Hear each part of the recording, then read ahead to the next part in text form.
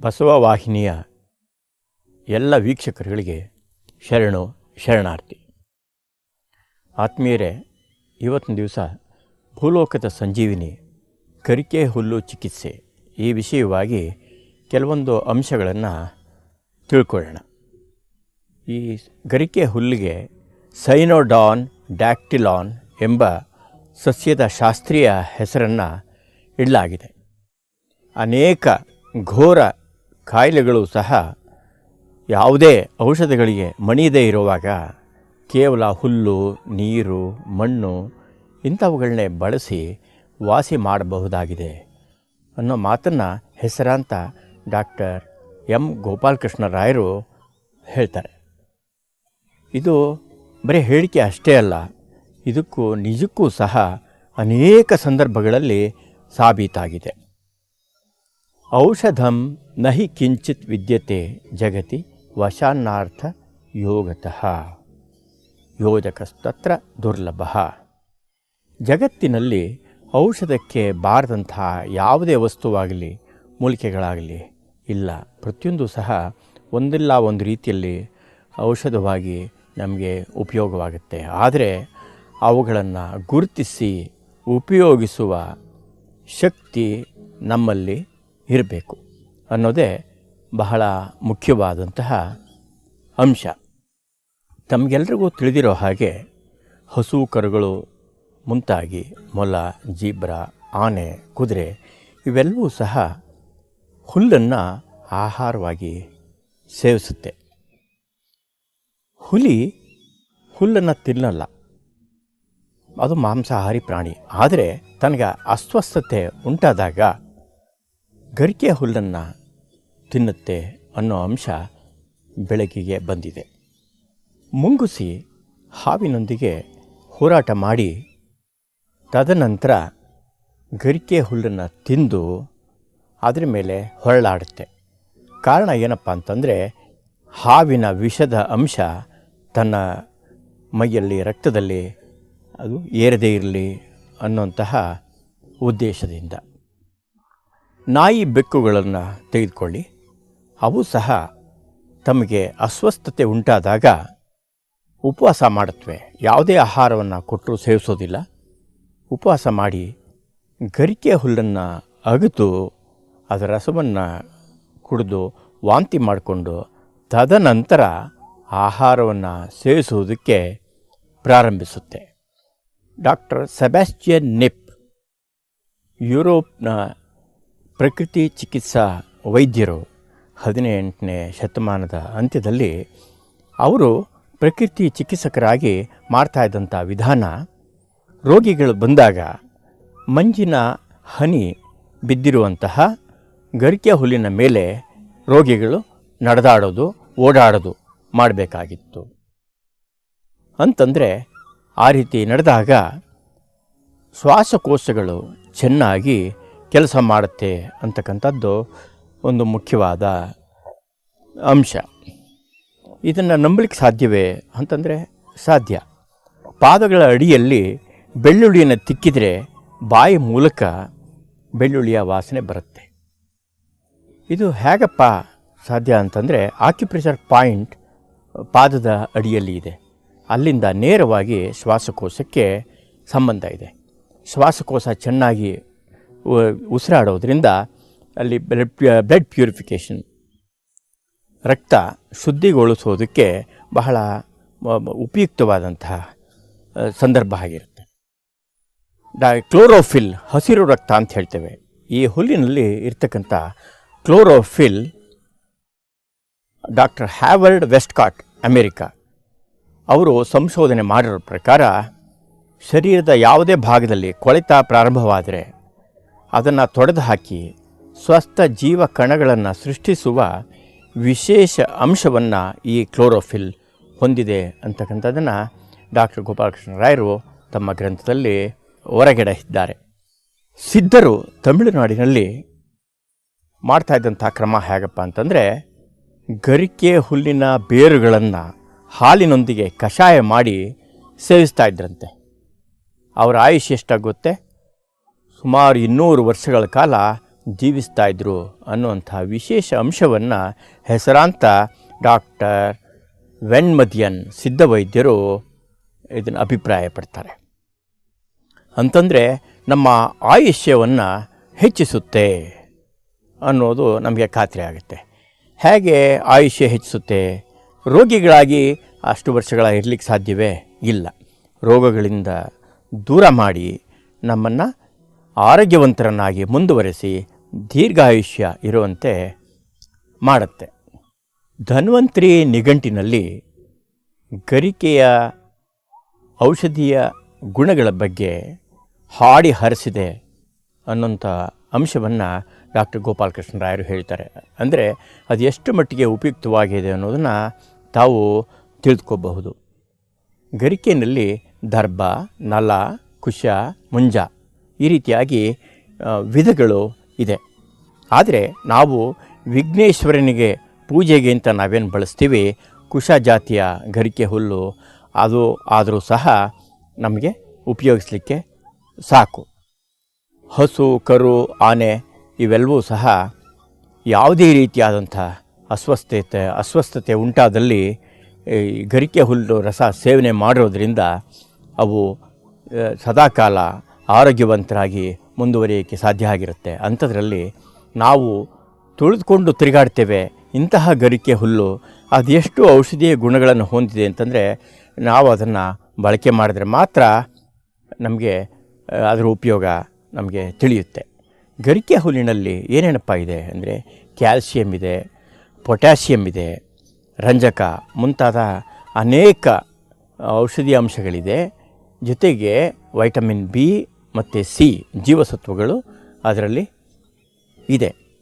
ಈಗ ಗರಿಕೆ ರಸವನ್ನು ತಯಾರಿಸೋ ಕ್ರಮ ಹೇಗೆ, ಸೇವಿಸೋದು ಹೇಗೆ ನೋಡೋಣ.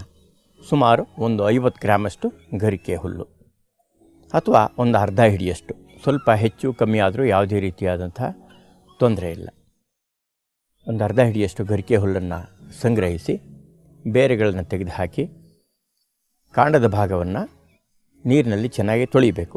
ಒಂದು ಬೇಸಿನ್ನಲ್ಲಿ ಸಾಕಷ್ಟು ನೀರು ಹಾಕಿ ಅದರಲ್ಲಿ ಈ ಗರಿಕೆ ಹುಲ್ಲನ್ನು ಚೆನ್ನಾಗಿ ತೊಳಿಬೇಕು.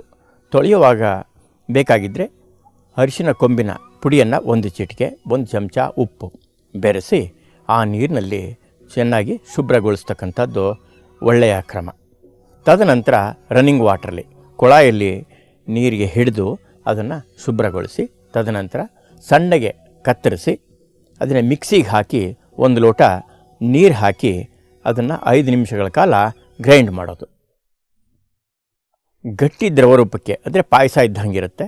ಅದು ದ್ರವರೂಪದ ಪೇಸ್ಟನ್ನು ಒಂದು ಹತ್ತಿ ಬಟ್ಟೆಯಲ್ಲಿ ಶೋಧಿಸಿ ಅದಕ್ಕೆ 1 ಅಥವಾ 2 ಚಮಚೆ ಜೇನನ್ನು ಬೆರೆಸಿ ಬೆಳಗ್ಗೆ ಎದ್ದು ಕೂಡಲೇ ಪ್ರತಿನಿತ್ಯ ಖಾಲಿ ಹೊಟ್ಟೆನಲ್ಲಿ ನಿಧಾನವಾಗಿ ಸೇವಿಸ್ತಾ ಬರಬೇಕು. ಘಟ ಕುಡಿಬಾರ್ದು. ನಾವು ಕಾಫಿ, ಟೀ, ಬಿಸಿಯನ್ನು ಹೇಗೆ ತೆಗೆದುಕೊಳ್ತೀವಿ ಆ ರೀತಿ ಸ್ವಲ್ಪವೇ ಸಿಪ್ಪುತ್ತಾ ನಾವು ಕುಡಿಬೇಕು. ಬಾಯಿಯಲ್ಲಿನ ಲಾಲಾರಸ ಗರಿಕೆ ರಸದೊಂದಿಗೆ ಬೆರೆತು ನಮ್ಮ ಶರೀರಕ್ಕೆ ಜಠರಕ್ಕೆ ಹೋಗಬೇಕಾಗುತ್ತೆ. ತಮಗೆಲ್ಲ ಗೊತ್ತಿರೋ ಹಾಗೆ ಲಾಲಾರಸದಲ್ಲಿ ಜೀರ್ಣ ಕ್ರಿಯೆ ಅಲ್ಲಿಂದನೇ ಶುರುವಾಗುತ್ತೆ. ಜೊತೆಗೆ ಅದರಲ್ಲಿ ಮಲ ವಿಸರ್ಜಕ ಕೂಡ ಇದೆ. ಒಂದು ವೇಳೆ ಬೆಳಗ್ಗೆ ಎದ್ದು ಕೂಡಲೇ ನೀರು ಕೊಡೋ ಅಭ್ಯಾಸ ಇದ್ದಲ್ಲಿ 1-2 ಗ್ಲಾಸು ನೀರನ್ನು ಬೆಳಗ್ಗೆ ಸ್ವಲ್ಪನೇ ಕುಡಿದು ಒಂದು ಅರ್ಧ ಗಂಟೆ ಬಿಟ್ಟು ತದನಂತರ ಗರಿಕೆ ರಸವನ್ನು ಸೇವಿಸಬಹುದು ಅಥವಾ ನೇರವಾಗಿಯೇ ಗರಿಕೆ ರಸವನ್ನು ಸೇವಿಸಬಹುದು. ಗರಿಕೆ ರಸವನ್ನು ಸೇವಿಸಿದ 1 ಗಂಟೆಯ ತರುವಾಯ ನಾವು ಬೆಳಗಿನ ಉಪಾಹಾರವನ್ನು ಸೇವನೆ ಮಾಡ್ಬೋದು. ನಾವೇನು ಇಡ್ಲಿ, ದೋಸೆ, ಉಪ್ಪಿಟ್ಟು ಮುಂತಾದಂಥ ಉಪಾಹಾರವನ್ನು ತೆಗೆದುಕೊಳ್ತೀವಿ, ಗರಿಕೆ ರಸ ಸೇವಿಸಿದ 1 ಗಂಟೆ ನಂತರ ಸೇವನೆ ಮಾಡ್ಬೋದು. ಇನ್ನೂ ಹೆಚ್ಚು ಉಪಯೋಗ ಆಗಬೇಕು, ಗರಿಕೆ ಹುಲ್ಲಿನ ಹೆಚ್ಚು ಪರಿಣಾಮಕಾರಿಯಾಗಿ ಕೆಲಸ ಮಾಡಬೇಕು ಅಂತಂದರೆ ಮತ್ತೊಂದು ವಿಧಾನ ತಾವು ಅನುಸರಿಸ್ಬೋದು. ಗರಿಕೆ ರಸವನ್ನು ಸೇವಿಸಿದ 1-3/4 ಗಂಟೆ 1 ಗಂಟೆ ಬಿಟ್ಟು ಸಿಹಿ ಹಣ್ಣುಗಳು, ಪಪ್ಪಾಯ, ಸಪೋಟ ಮುಂತಾದಂತಹ ಸಿಹಿ ಹಣ್ಣುಗಳನ್ನು ಮಾತ್ರ ಸೇವನೆ ಮಾಡ್ತಕ್ಕಂಥದ್ದು. ನಮಗೆ ಎಷ್ಟು ತೃಪ್ತಿ ಅಷ್ಟನ್ನು ಸೇವನೆ ಮಾಡ್ಬೋದು. ಯಾವುದೇ ರೀತಿಯಾದಂತಹ ತೊಂದರೆ ಏನೂ ಆಗೋದಿಲ್ಲ. ನಂತರ ಸುಮಾರು 12 ಗಂಟೆ ಅಷ್ಟೊತ್ತಿಗೆ ಊಟ, ಮಾಮೂಲು ಊಟ ಏನು ಮಾಡ್ತೇವೆ ಅದು. ಸಂಜೆ ಊಟ ಸೂರ್ಯಾಸ್ತ ಆಗೋದ್ರೊಳಗೆ ಸುಮಾರು ಸಂಜೆ 6 ಗಂಟೆ ಅಷ್ಟರಲ್ಲಿ ಇನ್ನು ಮತ್ತೊಂದು ರಾತ್ರಿಯೇ ಊಟ. ಇಷ್ಟನ್ನು ಮಾಡಿದ್ರೆ ಸಾಕಾಗುತ್ತೆ. ಮಧ್ಯಾಹ್ನದ ಊಟದಲ್ಲಿ ಹಸೆ ತರಕಾರಿಗಳು ಸಾಕಷ್ಟು ಸೇರಿಸ್ಕೊಳ್ತಕ್ಕಂಥದ್ದು, ಪುಲ್ಕ ಅಂದರೆ ಸುಕ್ಕ ಚಪಾತಿ, ಸೊಪ್ಪಿನ ಪಲ್ಯ, ಈ ರೀತಿಯಾದಂಥವನ್ನು ಬಳಸ್ಬೋದು. ಸಾಧ್ಯವಿದ್ದರೆ ಮೊಳಕೆ ಕಾಳುಗಳು, ಹಸಿ ಮೊಳಕೆ ಕಾಳುಗಳು, ಕಡಲೆಕಾಳು, ಹೆಸರು ಕಾಳು, ಅನಂತರ ಆಲ್ಫಾ, ಮೆಂತ್ಯ ಮುಂತಾದವುಗಳನ್ನ ಮೊಳಕೆ ಬರೆಸಿ ನಾವು ಊಟದ ಜೊತೆ ಸೇವನೆ ಮಾಡ್ಬೋದು. ರಾತ್ರಿ ಊಟದಲ್ಲಿ ನಾವು ಹಿಟ್ಟು, ಅನ್ನ ಇವೆಲ್ಲವನ್ನು ಮಿತ ಪ್ರಮಾಣದಲ್ಲಿ ಬೇಕಿದ್ರೆ ತೆಗೆದುಕೊಂಡು ಜೊತೆಗೆ ಹಬೆನಲ್ಲಿ ಬೆಂದಂತಹ ತರಕಾರಿಗಳು, ಗಡ್ಡೆಕೋಸು, ಬೀಟ್ರೂಟು, ಮುಲ್ಲಂಗಿ ಮುಂತಾದವುಗಳನ್ನೆಲ್ಲ ನಾವು ಸೇವನೆ ಮಾಡ್ಬೋದು. ಡಯಾಬಿಟಿಸ್ ಇರ್ತಕ್ಕಂಥವರು ಬೀಟ್ರೂಟನ್ನು ತೆಗೆದುಕೊಳ್ತಾ ಇರೋದು ಒಳ್ಳೆಯದು. ಕಾರಣ ಅದರಲ್ಲಿ ಸಕ್ಕರೆಯನ್ನು ತಯಾರು ಮಾಡ್ತಾರೆ. ರಾತ್ರಿ ಊಟ ಮುಗಿದ ನಂತರ ಸುಮಾರು 2 ಗಂಟೆ ಕಾಲ ಬಿಟ್ಟು ನಂತರ ನಾವು ನಿದ್ರಿಸೋದು ಬಹಳ ಒಳ್ಳೆಯ ಕ್ರಮವಾಗುತ್ತೆ. ಗರಿಕೆಗೆ ಸ್ತ್ರೀಯರಿಗೆ ಮಾತು ಎನ್ನುವ ಅಂಶವನ್ನು ಹೇಳ್ತಾರೆ. ಸ್ತ್ರೀಯರಿಗೆ ಸಂಬಂಧಪಟ್ಟ ಯಾವುದೇ ಸಮಸ್ಯೆಗಳಿದ್ದರೂ ಕೂಡ, ಮಾಸಿಕ ತೊಂದರೆಗಳಾಗಲಿ ಯಾವುದೇ ತೊಂದರೆ ಇದ್ದರೂ ಕೂಡ ಗರಿಕೆ ರಸ ಸೇವನೆಯಿಂದ ತುಂಬ ಅನುಕೂಲ ಆಗುತ್ತೆ. ಇದರ ಉಪಯೋಗಗಳು ಏನೇನಪ್ಪ ಅಂತ ಹೇಳಿದರೆ ಬಹಳಷ್ಟು ಉಪಯೋಗಗಳಿದೆ. ಪಾಣಾಜಿಯ ಡಾಕ್ಟರ್ ವೆಂಕಟರಾಮ್ ದೈತೋಟರವರು ಮೂಲಿಕಾ ವೈದ್ಯರೊಬ್ಬರಿದ್ದರು.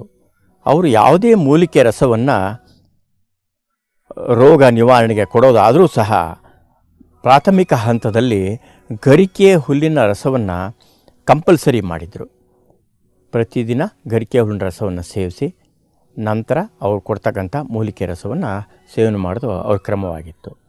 ಇದು ರಕ್ತವನ್ನು ಶುದ್ಧೀಕರಿಸುವ ವಿಶೇಷ ಗುಣವನ್ನು ಹೊಂದಿದೆ. ಪದೇ ಪದೇ ಮೂತ್ರ ಹೋಗ್ತಾ ಇರ್ತಕ್ಕಂಥ ಡಯಾಬಿಟಿಸ್ ಇನ್ಸಿಪಿಡಿಸ್ ಅಂತ ಹೇಳ್ತಾರೆ. ಅಂಥ ಸಂದರ್ಭಗಳಲ್ಲಿ ಇದು ಬಹಳ ಹೆಚ್ಚು ಅನುಕೂಲವಾಗಿ ಪರಿಣಾಮಕಾರಿಯಾಗಿರುತ್ತೆ.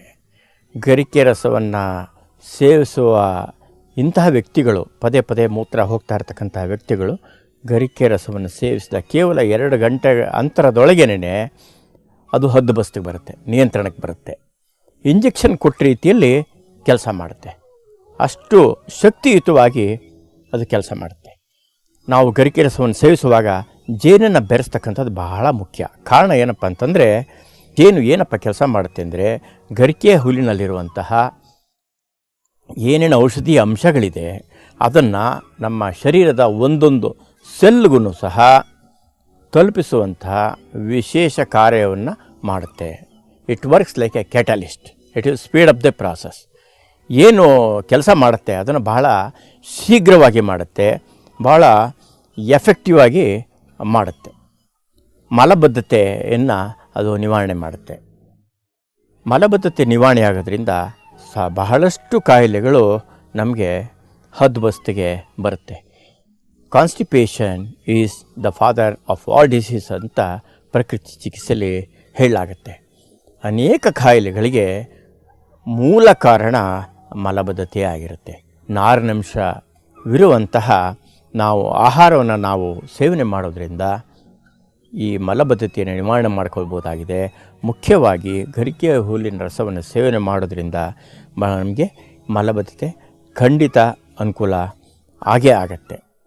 ಮಧುಮೇಹ ಇರ್ತಕ್ಕಂಥವರು ಸಹ ಜೇನನ್ನು ಬೆರೆಸಿ ತೆಗೆದುಕೊಳ್ಳಲು ಯಾವುದೇ ರೀತಿಯಾದಂತಹ ಬಾಧಕವಿರೋದಿಲ್ಲ. ಆದಾಗ್ಯೂ ಅದರ ಬಗ್ಗೆ ಭಯ ಇರುವಂಥವರು ಹಾಗೆ ಜೇನನ್ನು ಬೆರೆಸಿದ್ರೇ ಹಾಗೆ ಸೇವನೆ ಮಾಡ್ಬೋದು. ಇಲ್ಲ ಜೇನನ್ನು ಬೆರೆಸಿ ಸೇವನೆ ಮಾಡೋದಾದರೆ 4-5 ದಿನಗಳಿಗೊಮ್ಮೆ ಬ್ಲಡ್ ಶುಗರ್ ಲೆವೆಲ್ ಎಷ್ಟಿದೆ, ರಕ್ತದಲ್ಲಿ ಸಕ್ಕರೆ ಅಂಶ ಎಷ್ಟಿದೆ ಅನ್ನೋದನ್ನು ಮನೆಯಲ್ಲೇ ಗ್ಲೂಕೋಮೀಟರ್ ಇಟ್ಕೊಂಡು ಅವರು ಆಗಾಗ ಚೆಕ್ ಮಾಡ್ಕೊಳ್ತಾ ಇದ್ದರೆ ಅದು ಅವ್ರಿಗೆ ತುಂಬ ಅನುಕೂಲ ಆಗತ್ತೆ.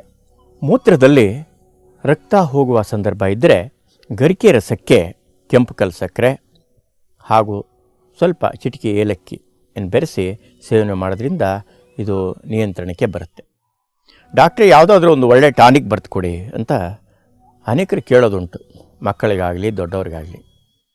ಇದು ಒಂದು ಟಾನಿಕ್ ರೀತಿ ಕೆಲಸ ಮಾಡಬೇಕಿದ್ರೆ ಏನಪ್ಪ ಮಾಡಬೇಕು ಅಂತಂದರೆ, ಗರಿಕೆ ರಸಕ್ಕೆ ಕೆಂಪು ಕಲ್ಲು ಸಕ್ಕರೆ ಜೊತೆಗೆ ಒಂದು ಚಿಟಿಕೆ ಏಲಕ್ಕಿ ಹಾಕಿ ಧನಿಯಾ ಸ್ವಲ್ಪ ಸೇರಿಸಿ ಕಷಾಯ ಮಾಡಿ ಸೇವಿಸೋದ್ರಿಂದ ಇದು ಒಂದು ಶಕ್ತಿವರ್ಧಕವಾಗಿ ಖಂಡಿತ ಕೆಲಸ ಮಾಡುತ್ತೆ. ಡಾಕ್ಟರ್ ವೆಂಕಟರಾಮ್ ದೈತೋಟರವರ ಒಂದು ಸೂತ್ರದ ಪ್ರಕಾರ ಹರ್ಪಿಸ್ ಅಂದರೆ ಸರ್ಪಸುತ್ತು ಅಂತ ಹೇಳ್ತಾರೆ. ಮೈ ಮೇಲೆ ಅಲ್ಲಲ್ಲೇ ಸುಟ್ಟ ಗಾಯಗಳ ರೀತಿ ಬೊಬ್ಬೆ ಎದ್ದಿರುತ್ತೆ, ಇದಕ್ಕೆ ಹರ್ಪಿಸ್ ಅಂತ ಹೇಳ್ತಾರೆ.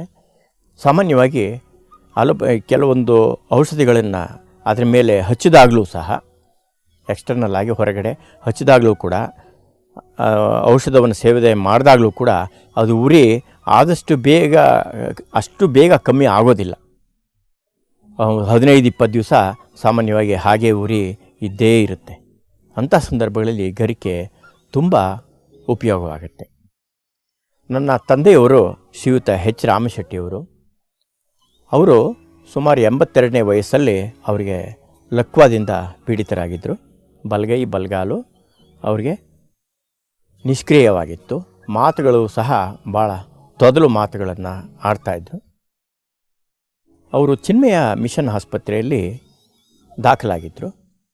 ಒಂದು ವಾರದ ಬಳಿಕ ಡಾಕ್ಟರ್ ಹೇಳಿದ್ರು ಅವ್ರಿಗೆ ನಾಡಿ ಸರಿಯಾಗಿ ಸಿಗ್ತಾ ಇಲ್ಲ, ಅವರು ಯಾವುದೇ ಗಳಿಗೆಯಲ್ಲಿ ಸಾವನ್ನಪ್ಪಬಹುದು ಅನ್ನೋ ಅಂಶ ಹೇಳಿದರು. ನಾನು ತಕ್ಷಣ ಮನೆಗೆ ಹೋಗಿ ಗರಿಕೆ ಹುಲ್ಲಿನ ಗಟ್ಟಿ ರಸವನ್ನು ತಂದು ಎಳನೀರಲ್ಲಿ ಬೆರೆಸಿ ಅದನ್ನು ಸ್ಪೂನ್ ಫೀಡಿಂಗ್ ಮಾಡಿದೆ. ಅವರು ಬಾಯಿ ಕೂಡ ಬಿಡ್ತಾ ಇರಲಿಲ್ಲ, ಹಲ್ಲು ಕಚ್ಕೊಂಡು ಬಿಟ್ಟಿದ್ರು. ಸ್ಪೂನ್ನಲ್ಲಿ ಆ ರಸವನ್ನು ಅವರ ಬಾಯಿಗೆ ಬಿಡ್ತಾ ಬಂದಾಗ ಕೇವಲ 20 ನಿಮಿಷಗಳಲ್ಲಿ ಅವರು ಹಳದಿ ಹಸಿರು ಬಣ್ಣದ ವಾಂತಿ ಮಾಡಿಕೊಂಡ್ರು. ಇನ್ನು ಕ್ರಮೇಣ ಅವರ ನಾಡಿ ಬಡಿತ ಹೆಚ್ಚುತ್ತಾ ಬಂದು ಕೇವಲ 2-3 ಗಂಟೆಗಳ ಅವಧಿಯಲ್ಲಿ ಅವರು ನಾರ್ಮಲ್ ಸ್ಥಿತಿಗೆ ಬಂದರು. ಅದಾದ ನಂತರ 8 ವರ್ಷಗಳ ಕಾಲ ಬದುಕಿದ್ರು.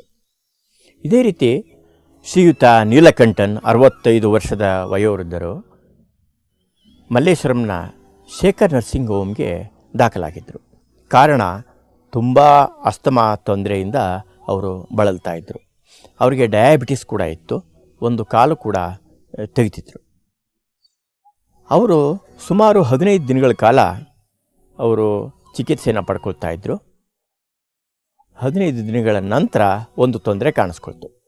ಅವರ ಕರಳಲ್ಲಿ ರಕ್ತ ಒಸರ್ತಾ ಇದೆ, ಬ್ಲೀಡಿಂಗ್ ಆಗ್ತಾ ಇದೆ ಕರಳಲ್ಲಿ ಅಂತ ಡಾಕ್ಟರ್ ಹೇಳಿದರು. ಅವರಿನ್ನು ಹೇಗಿದ್ದರೂ ಬದುಕಲ್ಲ ಅನ್ನೋ ಅಂಶವನ್ನು ಅವರ ಕುಟುಂಬದವರಿಗೆ ತಿಳಿಸಿದರು. ಅವರ ಮಗಳು ಡಾಕ್ಟರ್ CN ಸಿಂಧು ಆಯುರ್ವೇದ ವೈದ್ಯರು, ಅವರು ಗರಿಕೆ ಹುಲ್ಲಿನ ರಸವನ್ನು ಅವರಿಗೆ ಕುಡಿಸಿದರು. ಮಾರನೇ ದಿವಸ ಬೆಳಗ್ಗೆ ಡಾಕ್ಟರ್ಗೆ ಆಶ್ಚರ್ಯವಾಗೋ ರೀತಿಯಲ್ಲಿ ರಕ್ತ ಒಸರೋದು ನಿಂತು ಹೋಗಿತ್ತು. ಅದಾದ ನಂತರ ಅವರು ಸಹ ಸುಮಾರು 8-10 ವರ್ಷಗಳ ಕಾಲ ಬದುಕಿದ್ರು. ಈ ರೀತಿ ಸಾವಿನ ಅಂಚಿನಲ್ಲಿ ಇರುವಂತಹ ರೋಗಿಗಳನ್ನು ಸಹ ಈ ಗರಿಕೆ ಹುಲ್ಲು ಪಾರು ಮಾಡ್ತಾ ಇದೆ. ಅಂದರೆ ಅತಿಶಯವಾದ ಔಷಧೀಯ ಗುಣಗಳನ್ನು ನಾವು ಕಾಣಬಹುದಾಗಿದೆ. ಡಾಕ್ಟರ್ ವಿಜಯಾಂಬಿಕಾ ದೇವಿ ಹೋಮಿಯೋಪತಿ ವೈದ್ಯರು, ಅವರು ಸುಮಾರು 65 ವರ್ಷ. ಅವರಿಗೆ ಒಂದೇ ಸಮನೆ ನೆಗಡಿ, ಶೀನು ಇವೆಲ್ಲವೂ ಬರ್ತಕ್ಕಂಥದ್ದು ಒಂದು 8-10 ವರ್ಷಗಳ ಕಾಲ ಇತ್ತು. ಗರಿಕೆ ಹುಲ್ಲಿನ ರಸ ಸೇವನೆಯಿಂದ ಅದರಿಂದ ಪೂರ್ಣ ಗುಣಮುಖರಾದರು. ಸ್ವತಃ ನನಗೇನೆ 14 ವರ್ಷಗಳ ಕಾಲ ಒಂದೇ ಸಮನೆ ನೆಗಡಿ, ಶೀನು ತೊಂದರೆಗಳಿತ್ತು.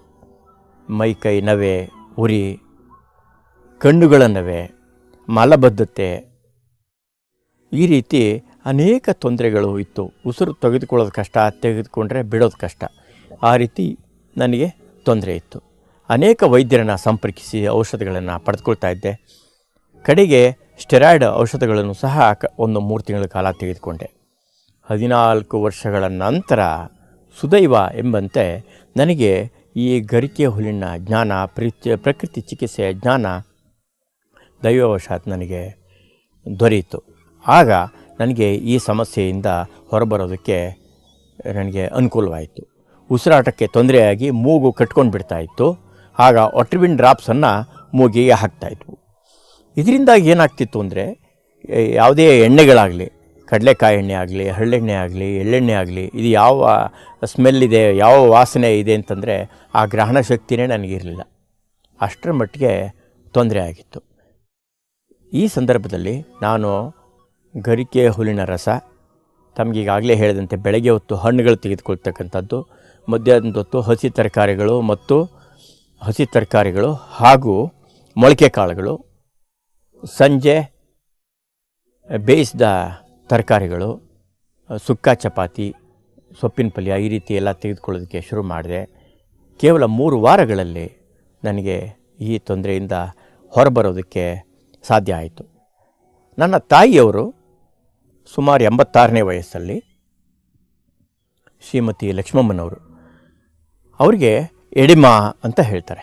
ಮುಖ ಎಲ್ಲ ಊದ್ಕೊಂಡ್ಬಿಟ್ಟು, ಕಣ್ಣುಗಳು ಎಷ್ಟು ಕಿರಿದಾಗಿ ಕಾಣ್ತಾ ಇತ್ತು ಅಂದರೆ ಅಷ್ಟರ ಮಟ್ಟಿಗೆ ಮುಖ ಎಲ್ಲ ಊದ್ಕೊಂಡ್ಬಿಟ್ಟಿತ್ತು. ಅನೇಕ ವೈದ್ಯರುಗಳು ಹೇಳಿದ್ರು ಮೂತ್ರದಲ್ಲಿ ಅಲ್ಬುಮಿನ್ ಹೋಗ್ತಾ ಇದೆ, ಇದರಿಂದಾಗಿಯೇ ಈ ತೊಂದರೆ ಇದೆ ಅಂತ. ಯಾವ ಲ್ಯಾಬಲ್ಲಿ ಚೆಕ್ ಮಾಡಿಸಿದ್ರು ಕೂಡ ಯಾವ ಅಲ್ಬುಮಿನೂ ಹೋಗ್ತಾ ಇರಲಿಲ್ಲ, ಎಲ್ಲ ನಾರ್ಮಲ್ ಇದೆ ಅಂತ ಬರ್ತಾಯಿತ್ತು. ಆದರೂ ಯಾರೂ ಕೂಡ ಕಂಡುಹಿಡಿಯೋಕ್ಕಾಗಿರಲಿಲ್ಲ. ಕಡೆಗೆ ಸೆಂಟ್ ಮಾರ್ಥಾಸ್ ಆಸ್ಪತ್ರೆಯಲ್ಲಿ ಅವ್ರನ್ನ ದಾಖಲು ಮಾಡಿದ್ವು ಒಳರೋಗಿಯಾಗಿ. ಅಲ್ಲೂ ಕೂಡ ಮೂತ್ರವನ್ನು ಪರೀಕ್ಷಿಸಲಾಗಿ ಅಲ್ಬುಮಿನ್ ಹೋಗ್ತಾ ಇಲ್ಲ ಅಂತಲೇ ಕಂಡು ಬಂತು. ಕಡೆಗೆ ಅವ್ರನ್ನ ಮನೆಗೆ ಕರೆದುಕೊಂಡು ಬಂದು ಉಪವಾಸ ಹಾಕಿದ್ವು. 8 ದಿನಗಳ ಕಾಲ ಗರಿಕೆ ಹುಲ್ಲಿನ ರಸದೊಂದಿಗೆ ಎಳನೀರು ಬೆರೆಸಿದಂತಹ ಗರಿಕೆ ರಸ, ಬಾಳೆ ದಿಂಡಿನ ರಸ, ಗೋಧಿ ಹುಲ್ಲಿನ ರಸ, ಇವುಗಳನ್ನೆಲ್ಲ ಕೊಡ್ತಾ ಬಂದು 8 ದಿನಗಳ ಕಾಲ ಈ ರಸೋಪವಾಸದಲ್ಲಿ ಅವರಿಗೆ ಸಂಪೂರ್ಣ ಗುಣ ಆಯಿತು. ಈಗ ಅವರಿಗೆ ಸುಮಾರು 102 ವಯಸ್ಸು, ಶತಾಯುಷಿಗಳಾಗಿ ಜೀವನ ನಡೆಸ್ತಾ ಇದ್ದಾರೆ. ಆವತ್ತಿನಿಂದ ಇವತ್ತಿನವರೆಗೂ ಆ ತೊಂದರೆ ಪುನಃ ಬರಲಿಲ್ಲ. ಅದು ಎಷ್ಟು ಮಟ್ಟಿಗೆ ಇದು ಗರಿಕೆ ಕೆಲಸ ಮಾಡ್ತಾಯಿದೆ ಅಂದರೆ ತಾವು ಊಹೆ ಮಾಡಬಹುದು. ರಮಾದೇವಿ ಅನ್ನುವ ಬ್ಲಾಕ್ ಹೆಲ್ತ್ ಎಜುಕೇಟರ್, ಅವರು ಪ್ರೈಮರಿ ಹೆಲ್ತ್ ಸೆಂಟ್ರಲ್ಲಿ ಕೆಲಸ ಮಾಡ್ತಾಯಿದ್ರು. ಅವ್ರಿಗೆ ಡಿಸ್ಟೆನ್ಷನ್ ಅಂತ, ಹೊಟ್ಟೆಯುಬ್ರ, ಗರ್ಭಿಣಿ ಸ್ತ್ರೀಯರ ಥರ ಕಾಣ್ತಾಯಿದ್ರು. ಹೊಟ್ಟೆಯುಬ್ರ ಅಷ್ಟರ ಮಟ್ಟಿಗಿತ್ತು. ಎಲ್ಲರೂ ಗರ್ಭಿಣಿ ಅಂತ ತಿಳಿದುಕೊಂಡು ಬಸ್ಸಲ್ಲಿ ಸೀಟ್ ಕೊಡೋದೆಲ್ಲ ಮಾಡ್ತಾಯಿದ್ರು. ಇಂಥ ಸಂದರ್ಭದಲ್ಲಿ ಅವರಿಗೆ ಬಹಳ ನಾಚಿಕೆ ಅನ್ನಿಸ್ತಾ ಇತ್ತು. ಇಂಥ ಸಂದರ್ಭದಲ್ಲಿ ಅವರು ಗರಿಕೆ ರಸವನ್ನು ಬಳಸಿ ಪೂರ್ಣ ಗುಣಮುಖರಾದರು. ಅವರದೇ ಪ್ರೈಮರಿ ಹೆಲ್ತ್ ಸೆಂಟ್ರಲ್ಲಿ ಒಬ್ಬರು ಅಲೋಪತಿ ಡಾಕ್ಟರ್, ಅವರ ಶ್ರೀಮತಿಯವರಿಗೆ ಹೊಟ್ಟೆ ನೋವು ಒಂದು 3-4 ತಿಂಗಳಿಂದ ಇತ್ತು. ಅವರಿಗೆ ಎಷ್ಟೇ ಅಲೋಪತಿ ಮೆಡಿಸಿನ್ಸ್ ಕೊಟ್ಟರೂ ಕೂಡ ಆ ನೋವು ಮಾತ್ರ ಕಮ್ಮಿ ಆಗಿರಲಿಲ್ಲ. ಅವರು ಮಾಡಿದ ಕೆಲಸ ಏನಪ್ಪ ಅಂತಂದರೆ, ಅಲೋಪತಿ ಔಷಧಗಳ ಜೊತೆಗೆ ಗರಿಕೆ ರಸವನ್ನು ಸಹ ನಿತ್ಯವೂ ಕೊಡೋದಕ್ಕೆ ಪ್ರಾರಂಭಿಸಿದ್ರು.